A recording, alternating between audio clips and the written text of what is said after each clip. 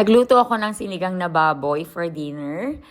May talbos guys yung aming sinigang na baboy.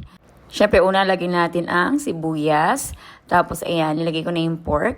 Tapos guys, magdadagdag tayo ng water. Hindi sobrang dami guys, yung tama lang. Ayan, tapos nilagay ko na yung sitaw.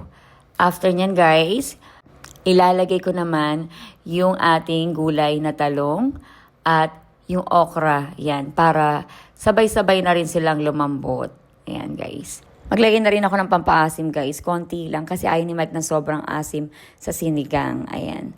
Ako din naman, ayoko din naman ng sobrang asim. At ang dami kong talbos, guys. Yes. Mas gusto ko yung sinigang sa talbos kesa yung kangkong. Ayan, ang dami ko talagang gulay. Diba? Nakakatuwa. Tapos guys, samahan na rin natin ng kamatis. Ayan, halo lang natin ng konti. Tapos, maglalagay din ako ng sili. Gusto ko kasi yung sinigang na medyo maanghang. Ayan. Kaya naman kainin ni Mike kahit maanghang guys. Okay lang din naman sa kanya.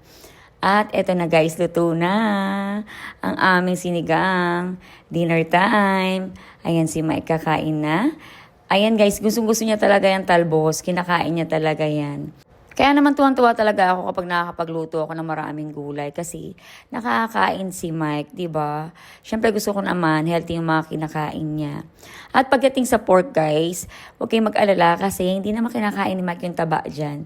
Pinipili niya, guys, yung laman, kinakain niya, yung taba tinitira niya.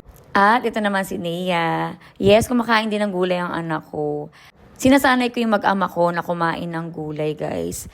Kaya naman pinagsusumikapan ko talaga makapagluto para syempre mapakain ko ng healthy foods ang pamilya ko, di ba?